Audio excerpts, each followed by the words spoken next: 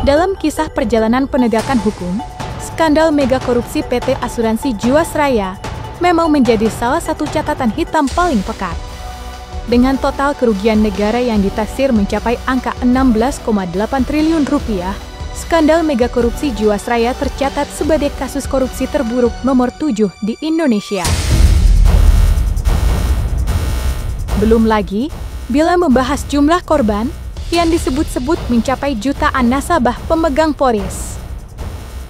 Dan di antara banyaknya korban, advokat kondang Otto Cornelis Kaligis atau yang kerap disapa OC Kaligis ternyata merupakan salah satu korban.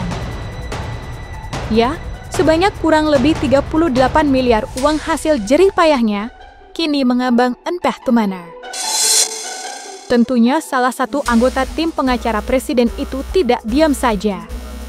Selama 9 tahun, ia berjibaku mendapatkan kembali uangnya.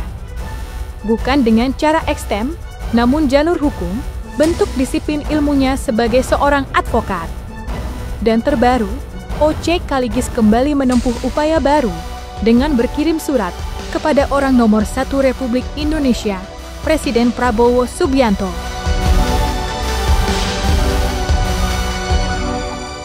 Untuk kesekian kalinya tanpa bosan-bosan, sejak 2016, saya memperjuangkan hak saya, uang saya yang dimiliki negara, supaya kembali kepada saya. Jumlahnya itu sampai sekarang kurang lebih 38 miliar. Permohonan saya ini saya dasarkan kepada 3 putusan pengadilan. Putusan Pengadilan Negeri, Pengadilan Tinggi, dan Mahkamah Agung. Bahkan Menteri Badan Usaha Milik Negara pada waktu itu telah dipanggil oleh pengadilan untuk melaksanakan perintah pengadilan kepada saya. Kenapa saya tulis surat kepada Pak Prabowo? Saya kenal baik sama Pak Prabowo, saya juga sebagai penasihat hukum, saya yakin bahwa beliau sangat peka terhadap pelaksanaan hukum. Kita kan lihat, tiap-tiap kali menteri disumpah, diangkat sebagai menteri, sumpah jabatannya adalah taat hukum. Putusan pengadilan adalah undang-undang. Makanya saya bilang kepada Pak Prabowo, Pak, rupanya negara hukum ini baru berjalan kalau terjadi demonstrasi anarkis di mana semua dibakar, gedung DPR dibakar. Tapi saya kan orang intelek, saya tidak akan laksanakan hal itu. Saya laksanakan dengan perjuangan hukum oleh pengadilan dan surat-surat yang saya tujukan kepada Bapak dan kepada Menteri Keuangan Purbaya. Ini perjuangan hukum menurut hukum yang berlaku, karena Indonesia kan negara hukum. Kemana lagi saya mesti lakukan? Saya ini ahli hukum loh. 40 tahun saya bela perkara di luar negeri. Suara saya, afidavit saya di luar negeri lebih diperhatikan. Masa negara saya sendiri nggak mau perhatikan?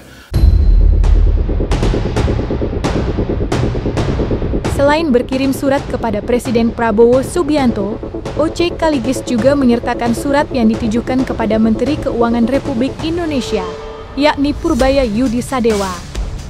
Hal itu ia lakukan mengingat otoritas jasa keuangan yang ditunjuk sebagai pengawas proses restrukturasi kasus ini berada di bawah naungan Kementerian Keuangan. OC Kaligis pun berharap Purbaya dapat memberikan jawaban atas penantian panjangannya selama 9 tahun ke belakang. Kenapa kepada Menteri Keuangan? Karena OJK telah menulis surat kepada saya bahwa saya pasti dibayar dan putusan pengadilan akan dilaksanakan. Tapi sampai detik ini, tiap kali saya datang ke OJK dan kepada katakanlah Jiwasraya, tim likuidasi, Pak OC sabar aja. Terakhir dibilang Agustus akan dibayar. Padahal kan saya pergunakan untuk jalannya kantor saya. Dan untuk ini saya sudah jual rumah saya di mana-mana untuk menutupi supaya ongkos kantor itu bisa berjalan. Bos, toh masa uang saya dirampok negara, bantulah saya supaya uang saya kembali. Itulah bahasa prokemnya, bahasa sederhana, ya kan? OJK kan dibawa Pak Purbaya, kecuali kalau surat saya dibuang ke tong sampah, kan? Masa seorang OC Kaligis tulis surat ya, maaf ya, di dunia pengacara ini barangkali saya juga termasuk tokohnya ya. Masa surat saya bikin tanpa alas hukum? Dan kenapa alamat kepada dia? OJK kan di bawah dia. OJK udah mengatakan bahwa saya itu pasti dibayar, tapi pastinya ini kapan? Saya udah 9 tahun menunggu loh.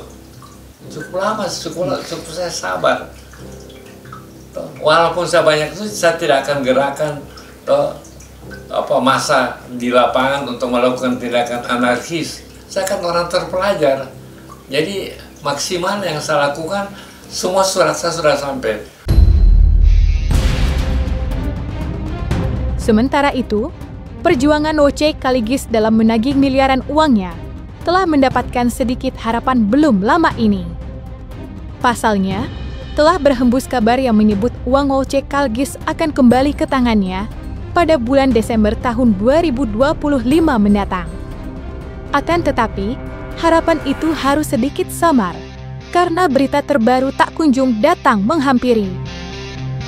Terkait hal tersebut, tim Cumi-Cumi sudah mencoba melakukan konfirmasi dengan menghubungi pihak Jiwasraya. Namun sayang, belum ada respon balik atau jawaban dari pihak Jiwasraya. Tapi saya dengar terakhir dari Presiden udah ke Seknek udah mempertanyakan kepada katakanlah Jiwasraya, tim likuidasi, apa benar ini putusan dari Pak Oce? Udah dikonfirmasi. Jadi saya mengharap katanya Desember saya punya uang akan dibayar. Ini setelah perjuangan, bayangkan seorang ahli hukum yang mengerti hukum di Indonesia. Saya udah membela 3 orang loh, Pak Harto Habibie dengan si Pak Presiden Prabowo. Masa dalam perjuangan saya tanpa data-data, tanpa dukungan hukum, ini putusan pengadilan. Kalau putusan pengadilan tidak dilaksanakan, bagaimana dengan sumpah menteri taat kepada hukum dan undang-undang? Ini putusan pengadilan adalah undang-undang loh. Itu kan informasi yang saya dengar dan saya percaya informasi itu benar. Karena kalau saya ke Jiwasraya dikatakan sudah diolah mengenai laporan keuangan dari OJK. Bagian Bapak pasti kita berikan karena ini putusan pengadilan. Inilah usaha saya terakhir. Kalau enggak ya bagaimanapun saya mesti terobos kata negara. Ya, saya akan bawa ini 3 putusan. Tapi saya yakin Prabowo bukan orang yang menyepelekan hukum, saya yakin itu. Nah, terakhir Agustus kalau dilaksanakan saya ke OJK ditolak karena gak ada janji. Oke, saya bilang, ini kan saya perjuangkan hak saya. Yang saya minta uang saya, bukan uang itu, uang yang saya tabung. Terus ke Jiwasraya terakhir ke 3 minggu yang lalu, Pak Oce sabar, Desember Pak Oce udah mesti dibayar. Selalu janji menimbulkan harapan, tapi sampai kapan?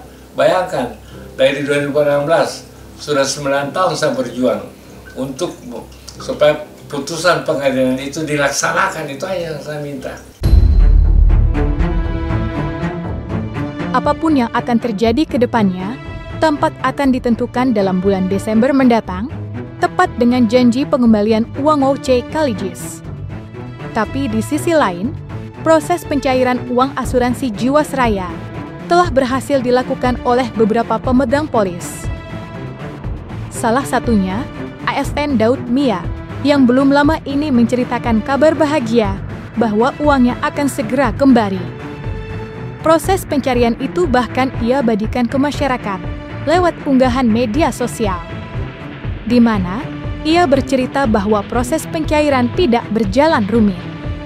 Sehingga, Daud Mia pun mengajak para korban lain untuk segera mendatangi PT ISG Life untuk mencairkan kembali uang mereka.